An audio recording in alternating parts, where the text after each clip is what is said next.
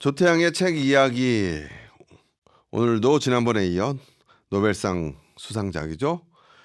한강의 채식주의자 이야기 나눠봅니다. 골목 책방 서성이다의 조태양 대표와 함께합니다. 안녕하세요. 안녕하세요. 네, 제가 지난주에 저희들이 지난번에 네. 그 노벨상 탄 것의 의미, 또 그것이 우리 사회 독서 문화에 어떤 영향을 끼쳤나, 그다음에 한강 작가가 어떤 작가인가, 한강이 이렇게 훌륭한 작가인데 나는 모르고 있었구나를 많이 깨달은 그런 시간이었는데, 이런 지난번에 이제 한강 작가 우리나라에 거의 유명한 문학상은 다 탔고, 네. 거기에다가 영국의 맥부커상, 이탈리아에서 상 타면서 문학계에서는 이미 어느 정도 예상은 하고 됐다. 있었다. 그렇지만 노벨 문학상은 좀 약간 그 노장들한테 주는 거기 때문에 한강 작가가 지금 한 50대 중반이죠. 네, 54. 그러니까 아직은 좀 타기에 좀 이르지 않나 했는데 탔다. 그래서 너무 행복하다라는 너무 행복하게 말씀해 주셨는데, 그럼 채식주의자는 언제 발표한 책이죠? 그 채식주의자는 저는 이 표지를 가지고 왔거든요. 네. 이렇게 책이 나온 거는 2007년도예요. 2007년. 인데 여기 채식주의자가 연작 소설이에요. 세 예, 예. 개의 소설이 이제 이어져 가지고 하나의 책으로 출간된 건데, 처음에 발표된 게 2004년도에 채식주의자라는 책이 발표됐고, 잡지에 예. 2004년에 제가 알기로는 창작가 비평 여름호에 채식주의자가 발표됐고, 그다음에 이제 몽고반점이라는 책이 문학과 사회라는 잡지의 가을호에 발표가 됐어요. 그리고 한 해 지나서 2005년에 나무불꽃이라는 또 단편이 2005년에 문학판 겨울호에 발표가 됐거든요. 그렇게 해서 2004년에서 2005년 동안 썼던 세 세 개의 편의 단편? 소설이 이제 연작으로 이어진 거죠. 내용이 쭉 이어지니까 우리가 연작 소설이라고 하는 거거든요. 그래요? 그래서 그거를 이렇게 채식주의자로 묶은 그러니까 나는 이거 파란색 네. 이거거든요. 예. 어. 그거는 제가 알기로는 2012년도 20 몇 년도에 어쨌든 개정판으로 새로 리커버판으로 나온 거예요. 그래서 참 저도 오늘 이거 방송 들어가기 전에 제가 아직 문학에 대해 참 문외한이라 느낀 게, 저한테 채식주의자 읽으셨냐고 해서 채식주의 읽었다. 네. 그럼 그 뒤에 책도 읽었냐 그래서 채식주의만 읽었다. 채식주의만 하니까. 그래서 뒤에 몽고반점하고 나무불꽃 그건 안 읽으셨냐 그래서 그건 안 읽었잖아요. 우리 할 얘기가 아니잖아요. 근데 연작 소설이 뭐예요 하니까 이게 같은 거라면서요. 같은 그래서 좀 설명해 주세요. 저한테 아까 설명해 줬던 거. 예. 그래서 이제 그 책은 채식주의자로 묶였는데 내용은 영해에 대한 이야기예요. 예. 영해가 이제 주인공이 영해죠. 주인공이 예. 영해인데 어느 날 기괴한 어떤 꿈을 꾸고 난 다음에 채식을 하겠다라는 생각을 하게 되고. 아니 연작 소설이 뭔지. 연작 소설은 같은 내용의 책을 서로 이제 따로따로 단편 소설로 쓴 다음에 그거를 묶은 걸 연작 소설이라고 하고, 이제 영해의 이야기인데 첫 번째 채식주의자에서는 남편의 입장에서 영해의 이야기를 썼고, 그렇죠. 예. 그 다음에 이제 몽고반점에서는 영해의 형부의 입장에서 영해의 이야기를 썼어요. 그리고 제일 마지막 나무불꽃에서는 영해의 언니인 인해라는 사람이 있는데 그 인해의 시각에서 영해의 이야기를 들려줘요. 그래서 세 개의 이야기가 쭈루루 이렇게 나란히 이어지는데 내용이 계속 전개되면서 펼쳐지는 거죠. 그래서 만약에 이제 PD님께서는 채식주의자만 읽으셨으면 그 다음에 몽고반점의 내용은 모르시는 거잖아요. 그렇죠. 그 다음에 나무불꽃도 내용도 모르시고 제가 설명해드리면서 얘기하면 될 것 같습니다. 그러니까 그래서 제가 이거 채식주의자 하나만 읽어가지고 참 뻘쭘하게 됐는데, 아무튼 오늘은 그러면 채식주의자만 쭉 하고 다음에 또 오늘 시간이 되면 몽고반점 뭐 나올 것까지 좀 하고 안 되면 다음에 또 한 번 해도 되죠 뭐. 한강 작가는 꾸준히 얘기해도 되는 거 아니에요. 예. 일단 그러면 연작 소설 채식주의자부터 하죠. 그럼 채식주의자 근데 아까 연작 소설이 관점이 다를 뿐이지 줄거리는 비슷하다고 하니까 일단 줄거리하고 인물을 좀 소개를 해주시면 이거 다 통화할 것 같네요. 그 여기에서 이제 주인공이 영애인데 네. 영애라는 인물은 평범한 가정주부로 나옵니다. 네. 근데 평범한 가정주부인데 어느 날 아주 기괴한 꿈을 꾼 다음에 이제 채식을 하게 되거든요. 네. 근데 영애한테는 다른 사람에게 없는 게 있는데 몽고반점이 있어요. 네. 그게 이제 채식주의자는 안 나오는 나오고 몽고반점에 몽고반점에 나오는 나오는구나. 이야기인데 예. 몽고반점이 있는데 우리가 흔히 몽고반점은 어른이 되면 사라지는 거잖아요. 네. 엉덩이에 있는 그 엉덩이에 있는 몽고반점이죠. 푸르스름한 예, 점인데 예. 근데 그 몽고반점이 의미하는 게 뭔가 인간의 근원적인 어떤 걸 상징하거든요. 이 네. 책 속에서. 네. 그리고 이제 형부의 입장에서 이야기하는 두 번째 몽고반점의 이야기이긴 한데 그 형부는 비디오 아티스트예요. 네. 그래서 뭔가 그 미술을 하는 사람인데 뭐 그 그림을 그리기도 하고 비디오로 뭔가를 찍어가지고 예술을 만드는 사람인데 그 영애에게 몽고반점이 있다는 얘기를 듣고 난 다음부터 뭔가 영애의 그 몽고반점을 가지고 예술을 만들고 싶은 생각을 하게 되는 거예요. 예. 그래서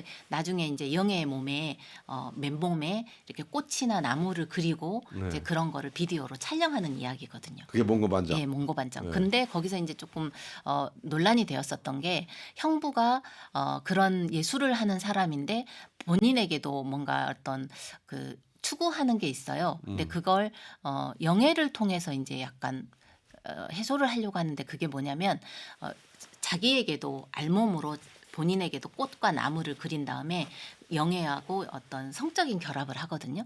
그러니까 우리들 눈에 있어서는 형부와 처제가 성행위를 하는 걸로 느껴지는 거예요. 근데 이제 책을 읽으신 분들은 이게 단순히 성행위의 이야기가 아니라 뭔가 몽고반점이 의미하는 어떤 시원적인 거, 그다음에 근원적인 거, 인간의 순수함을 찾아가는 이야기 이제 이렇게 읽혀질 수 있는 거예요. 그래서 아, 그래서 아까 상징 뭐 네. 이런 거 얘기하실 예. 때 나는 채식주의자만 읽어서 이 채식주의 안에서는 시적 산문, 상징 이런 예. 것들이 별로 없잖아요. 네. 근데 몽고반점에 이런 게 예. 많이 나오는구나. 네, 상징적이고 예, 예, 예, 이제 예. 근원적인 신화적인 그런 것들이 조금 나오거든요. 네. 그리고 이제 그런 형부가 영애와 그런 성적인 행위를 하게 되고 그거를 언니가 알게 돼요. 이제 그게 세 번째 나무불꽃에서 나오거든요. 네. 그래서 이제 언니도 똑같이 영애하고 같은 이제 한 가정에 살았기 때문에 네. 비슷한 기억을 가지고 있어요. 영애와 이내의 아버지가 굉장히 폭력적인 사람이었거든요. 그렇죠. 어린 네. 시절에. 네. 그래서 채식주의자에도 나오지만 그렇죠. 아버지가 어렸을 때 그 영애가 개에게 물렸거든요. 그래서 그 물렸잖아요. 개한테 근데 복수를 해서 끌고 다니면서 개를 막 끌고 다니면서 그 개를 이제 부드럽게 해가지고 영애가 먹잖아요. 네. 그걸 먹게 하고 영애가 그거를 이제 먹으면서 내가 그거를 먹었다는 것에 대한 굉장히 죄책감을 많이 느끼고 나도 그런 폭력적인 것에 동참하는 사람이 돼버린다는 그런 생각을 이제 영애가 그것이 굉장히 많이 그 하거든요. 어떤 뭐냐 PTSD 그걸로 돼가지고 트라우마처럼. 결국 채식주의가 되는 근본적인 네, 원인으로 설명이 원인으로, 되는 네, 거죠. 작용이 예, 예. 되는 거죠.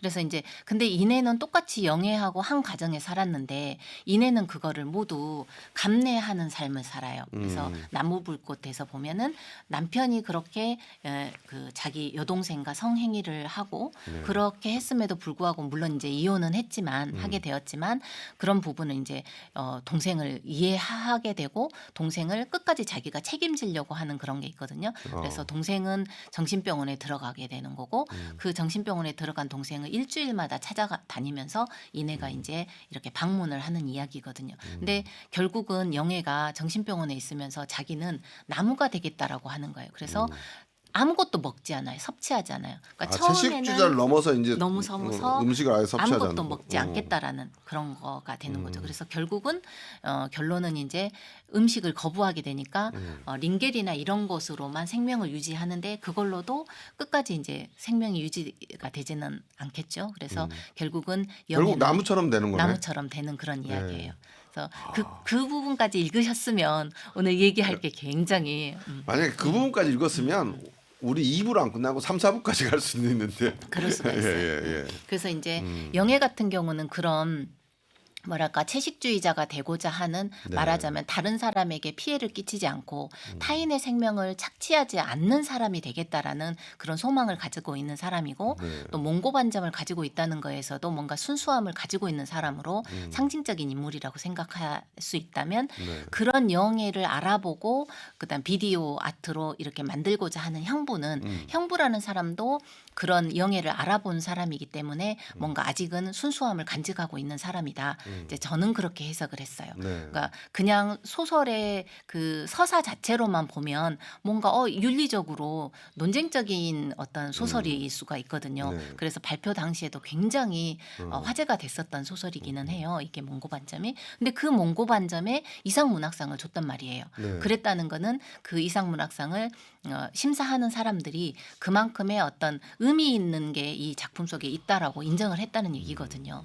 예. 아, 몽고 반점은 이상 문학상 받을 만하네. 네. 이상도 이상했죠 뭐. 이상도 뭐 우리나라 문학사에 이상 같은 사람이 어디 있었습니까? 그리고 예, 이제 예. 인물을 얘기하고 있는데 그다음에 이제 남편이 나오잖아요. 채식주의자에서 남편 입장에서 채식주의 영의 이야기를 위주로 좀 하잖아요. 해요. 나도 예. 좀 얘기 좀 네네 할게. 알겠습니다. 남편이 얘기를 하는데 남편이 영애하고 결혼한 이유가 무난해서, 평범했게, 무난해서. 무난하고 평범했기 때문에 네. 결혼을 했죠. 네. 근데 어느 날 갑자기 채식을 하겠다고 네. 라고 하면서 육식을 거부하면서 어느 날 갑자기 일어나 봤더니 냉장고 문을 열고 모든 고기를 버리죠. 다 예. 버리고 이런 장면을 보면서 남편은 이제 이해할 수가 없는 거죠. 네. 그래서 이제 남편이 의미하는 것은 그냥 보통 평범한 사람을 의미하는 것 같아요. 보통 우리 사회의 평균적인 시각을 의미하는 것 같아요. 그렇죠. 평균적인 시각. 예. 그리고 결국은 영애를 끝까지 이해하지 못하고 예. 이혼하는 걸로 나오잖아요. 예. 근데 이제 우리 현재 현실에서도 우리하고는 조금 다른 행동을 하는 사람들은 우리는 그렇게 조금 이상하게 보는 것 같거든요. 네. 너는 무슨 주의자라고 표딱지를 붙이는 것 같아요. 네. 그래서 저는 제목이 채식주의자인데 결코 영애는 채식주의자가 아닌 것 같아요. 왜냐하면 채식주의가 아니고 네. 고기를 못 먹는 거예요. 그렇죠. 그 트라우마 때문에. 네네네. 그렇죠? 예, 그래서 자기는 그런 고기를 먹지 않겠다고 했는데 음. 사람들은 굳이 기어코 먹이려고 나는 하면서 그 폭력성도 하는 네, 거고. 그렇죠. 그래서 그런 폭력적인 모습을 보여주기 위해서 이 작가가 이 채식주의자를 쓴 게 아닌가 그런 생각이 들었어요. 그러니까 저도 채식주의 보면서 무슨 생각했냐면 결국은 폭력의 문제도 있는 거고 그것이 어떤 사람한테 그러니까 영애라는 순수한 사람은 그 폭력성을 언젠가 나중에 깨달아서 알고 거기에 괴로워하면서 그걸 못 거부하는 거고. 네네. 근데 부모님, 남편이나 모두는 동일하게 왜 너만 따로 이상해? 그러니까 우리 한국 사회가 다양성을 인정하지 못하는 사회잖아요. 맞아요. 차이를 인정하지 못하는 맞아요. 사회. 맞아요. 그러니까 그 사회에 대한 이 한국 현대 사회에 우리나라 한국의 그 동일함을 요구하는 그것도 약간의 폭력성인 거죠. 맞아, 폭력성이죠. 예. 그거를 비틀고 있는 거고 결국 이 채식주의자 안에서 채식이란 것은 네. 한 개인의 존엄성과 가치관 차이를 존중받지 못하는 사회에 대한 맞아요. 비유다. 맞아요. 저는 그렇게 봤어요. 맞아요. 그래서 이런 예. 문장이 나와요. 예. 뭐라고 얘기하냐면 제가 거기다 뭐가 좀 적어놨는데 채식의 의미에 대해서 얘기하면서 네. 그 뭐지 영애는 네. 채식주의자가 아니라 채식은 영애에게 있어서 음식을 선별하는 것이 아니라 인간의 나의 본성에 해당한다 이런 표현이 나오거든요. 네. 예, 그래서 채식주의자라는 게 단순히 내가 육식을 거부하고 그다음에 채식을 먹겠다라는 것이 아니라 어떤 삶의 방식으로 내가 인생을 살아갈 것인가라는 그런 정체성에 대한 문제라고 저도 이렇게 느껴졌거든요. 네. 그러니까 저도 그 동일한 걸 요구하고 평등을 너무 공정성과 균등을 요구하는 우리 사회에 대한 불만이 좀 있는 사람이거든요. 네, 네. 차이를 인정하지 못하는 우리 사회에 대한 불만이 있는데 저도 예전에 어떤 인터뷰를 하고 어떤 기관장하고 식사를 잡기로 해서 잡았는데 그분이 비건이었어요. 그래서 식사를 그쪽에서 장소를 잡는데 비건 식당을 찾으려고 계속 딜레이되고 안 되는 거예요. 그래서 그때 저도 혼자 그런 생각. 뭐 유별나게 저렇게 하나. 그걸 그때 그냥 넘겼는데 제가 이 책을 읽으면서 나도 내가 이렇게 막 그 획일화된 우리 사회를 비판하면서 나도 거기에 젖어 있구나 이런 생각을 한 적이 있거든요. 맞아요. 그러니까 차이를 잘 인정하지 못하는 그게 채식을 어떤 의미하는 것 같고 그 꿈이란 건 결국 그러면 트라우마를 의미하는 걸까요? 꿈의 의미는 뭘까요? 결국 꿈 때문에 채식을 그러니까 채식이라는 말을 하지 말죠. 네. 고기를 못 먹는 거잖아요. 네. 예. 그러니까 어떤 꿈이냐면 그 꿈속에서 사람들이 피를 흘리면서 고기를 먹는 그런 모습을 자꾸 보잖아요. 예. 그러면서 그렇게 다른 생명을 죽여가지고 내가 먹게 되는 것이 본질이 무엇인가를 깨닫게 되는 거죠. 아, 저거는 폭력성이구나. 우리가 그러니까 누군가를 죽여야만 인간이라는 존재가 살 수가 있는 근원적인 게 그런 것 같아요. 우리가 육식을 하지 않는다고 해도 예를 들어 채식을 한다고 해서 누군가의 생명을 먹지 않고서는 우리가 존재할 수 있나요? 그러니까 인간에 대한 본질적인 질문을 하고 있는 것 같거든요. 우리는 무생물을 먹을 수는 없잖아요. 네. 이 나무를 먹을 수는 없고 플라스틱을 먹을 수 없단 말이에요. 우리가 생명을 유지하기 위해서는 누군가의 생명을 먹어야만 내가 존재할 수 있는 거잖아요. 식물도 그건 마찬가지죠. 식물도 예. 마찬가지고. 그래서 이 작가가 꿈속에서 피를 흘리는 그 짐승들을 자기가 먹고 있는 모습을 깨달으면서 혹시 저 피를 흘리면서 먹고 있는 저 사람의 얼굴이 누군가를 곰곰이 생각했을 때 그 얼굴이 내 얼굴이다라는 문장이 나오거든요. 네. 그 말은 뭐냐면 내 자신도 그런 폭력성에 일조하고 있는 것이 아닌가라는 자기 깨달음인 것 같아요. 그래서 이 친구가 육식을 거부하게 되는 것이 아, 그러면은 나라도 그런 폭력의 사슬을 끊어야 되겠다. 그럼 폭력의 사슬을 끊으려면 어떻게 해야 되나? 육식을 먹지 말아야 되지. 육식을 먹지 않으려고 하다 보니까 음식을 거부하게 되는 거고 결국은 나는 그럼 식물이 될 수밖에 없겠네라는 것이 되는 거고 그래서 이 친구는 이제 그때부터 음식을 거부하고 거꾸로 이제 몽고 반점 뒤에 이제 나무 불꽃에서 나오면은 이 친구가 막 거꾸로 서는 모습도 나오거든요. 그래요? 나무처럼. 그리고 몽고 반점에서도 온몸에 식물을 그리고 꽃을 그리고 이제 그렇게 비디오 아트를 촬영하고 있는 모습을 보면은 결국 이 영예가 추구하는 것은 폭력을 넘어서서 평화로움, 그다음에 누군가를 죽이지 않는 어떤 그런 이상적인 모습 이런 거를 추구하는 게 영예가 그렇죠. 추구하는 거고 그런 꿈이라는 것은 자기의 폭력성을 인식하는 계기가 되는 거를 꿈이라고 그리고 생각합니다. 그 꿈의 가장 기전은 네. 어릴 때 그 트라우마인 트라우마가 거죠. 저 네. 깊이 네. 있었던 것들이 네, 이제 그렇게 발현되는 거고. 근데 결국 이 책이 요구하는 것은 그 육식이나 채식이나 이런 것의 얘기가 아니라 맞아요. 그걸 통한 상징과 메타포로서 폭력에 대한 거부인 네, 거죠. 네. 그렇죠? 그 예. 작가님이 뭐라고 얘기했냐면 그 인간의 폭력을 거부하려고 애쓰는 사람의 이야기다라고 명확하게 얘기를 해주셨어요. 네. 한강 작가님이 채식주의자가 어떤 이야기인가요? 네. 라고 했을 때 그렇게 말씀하셨거든요. 아, 그래요? 예, 예. 인간의 폭력을 거부하려고 애쓰는 사람의 이야기다. 그러니까 저는 고등학교 때 시간만 좀 줬으면 네. 선생님이 주제를 안 가르쳐줘도 이렇게 주제를 알아낼 수 그쵸, 있잖아요. 그쵸, 예. 그쵸. 스스로. 그거 안 봤잖아. 아무 데도 안 네. 봤는데 네. 결국 알아내는 거. 근데 이제 저가 제목이 채식주의자잖아요. 네. 그래서 이 제목을 통해서도 작가는 한 번 더 생각하게 해주는 것 같아요.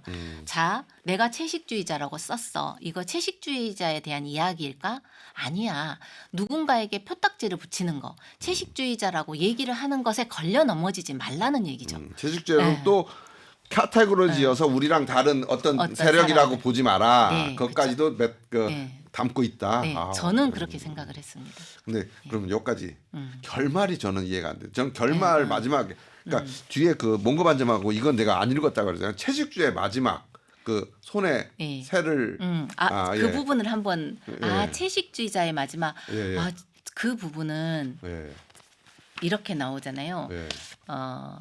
그 여기에서 나는 남편이잖아요. 네. 나는 아내의 움켜진 오른손을 펼쳤다. 아내는 여기서 영애죠. 그렇죠. 소나기에 목이 눌려 있던 새 한 마리가 벤치로 떨어졌다. 깃털이 군데군데 떨어져 나간 작은 동박새였다.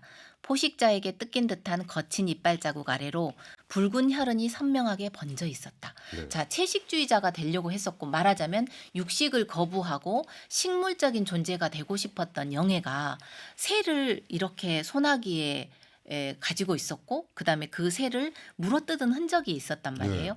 이게 그러면서 의미하는- 채식주의자 요 단편은 거기서 끝난단 끝나죠. 말이에요. 예. 어떻게 나- 보셨어요? 나 그거 보면서 로맨가리의 새들은 페루에 가서 죽는다라는 네, 그 끝남. 네, 그때 뒤통수 팍 치면서 사람 뭐야 네. 이 느낌 똑같이 받았거든요. 맞아요. 이거. 저는 어떻게 네. 생각을 했냐면 조금 전에도 얘기했지만 내가 식물적인 존재가 되겠다라고 생각했던 영의 자신이 새를 한번 죽이는 거잖아요. 네. 그럼 영의 자신도 폭력적인 어떤 걸 가지고 있는 존재라는 거죠.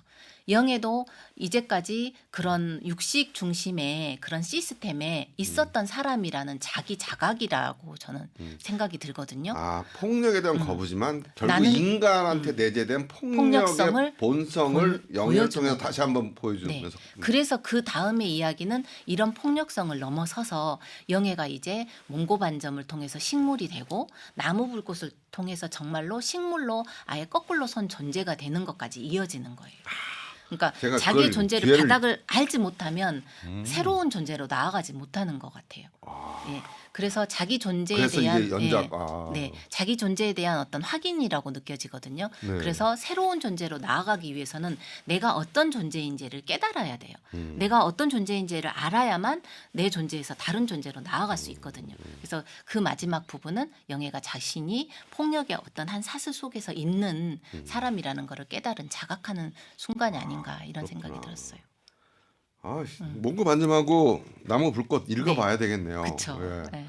미리 좀 알려주시지. 아니면 미리 알았으면 너무 길게 갔을 것 같고 결국은 참. 그러면 이게 궁금한 게 들어요. 어쨌든 그렇게 방금 말씀하신 대로 하면 채식주의자란 이 한 편의 단편은 열린 결말이에요. 그렇죠. 그죠? 네. 그러면 연작을 염두에 두고 딱딱딱 썼을. 아마 그러셨을 거예요. 처음에 이 채식주의자 쓰기 전에도 내 여자의 열매라는 단편 소설이 있었거든요. 네. 근데 그 단편 소설도 식물이 되어가는 여자의 이야기예요. 그래요. 근데 그 이야기를 쓰시고 난 다음에 그거를 조금 더 발전시켜 가지고 채식주의자를 쓰신 거거든요. 네. 그래서 쓰시면서 아마 열린 결말로 그러니까 그때 쓰시면서도 이 이야기는 길게 이어질 것이다라는 그런 그 작가의 말이 있었거든요. 그래서 염두에 두신 것 같아요. 재밌네요. 예. 예. 한강 작가. 그래, 노벨목상을 아무나 타는 건 아니구나라는 생각이 좀 들어요. 마지막으로 예. 한 문장 낭독하고 당부의 말씀도 있다면서요. 독자들에게 한 말씀 해주시고 마치죠. 예. 저는 이제 제일 마지막에 나무불꽃에서 왔거든요. 왜냐하면 우리가 흔히 영애와 같은 존재는 좀 소수인 것 같아요. 독특하고 소수가 아니라 참 찾아보기 힘들죠. 그쵸. 소수, 예. 극소수. 네, 그리고 다수의 사람들은 그 영예를 지켜보는 이내에 그 언니와 같은 입장이거든요. 네. 그래서 그 언니와 같은 입장의 사람들이 대다수의 사람인데 그런 사람들이 영예와 같은 사람들을 어떤 방식으로 좀 바라봤으면 좋겠는가 그런 태도가 좀 묻어있는 문장이어서 제가 이 문장을 좀 찾아봤습니다. 조용히 그녀는 숨을 들이마신다. 활활 타오르는 도로변의 나무들을 무수한 들짐승처럼 몸을 일으켜 일렁이는 초록빛의 불꽃들을 쏘아본다. 대답을 기다리듯 아니 무엇인가에 항의하듯 그녀의 눈길은 어둡고 끈질기다. 그래서 영애가 나무 불꽃이 되어서 나무가 되는 그런 모습을 바라보는 이내의 입장을 우리 독자들에게 좀 어떻게 바라봐야 되느냐 끈질기게 천천히 지켜보면서 바라봐야 된다 이런 걸 얘기해 주시는 것 같고 마지막으로 저희 오늘 지금 노벨문학상 얘기하고 있잖아요. 한강 작가님의 얘기를 하고 있는데 책이 쉽지는 않아요. 그래서 마음을 조금 천천히 읽으셨으면 좋겠다라는 말을 꼭 해주고 싶었어요. 그래서 혼자 하기 어렵다면 친구나 또는 어떤 모임에서 같이 읽어보는 그런 자리를 좀 만들어 보시면 어떨까. 그렇게 천천히 읽었을 그런 때 기회를 원하시는 분들은 골목 책방 서성이다에 문의를 해주시면 감사합니다. 받아서 할 수 있죠. 네.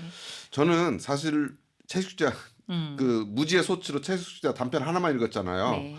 그때는 이게 노벨 문학상까지 탈 만한 건가라는 게 약간의 물음표가 있었단 말이에요. 근데 세 편의 연작을 얘기를 들으니까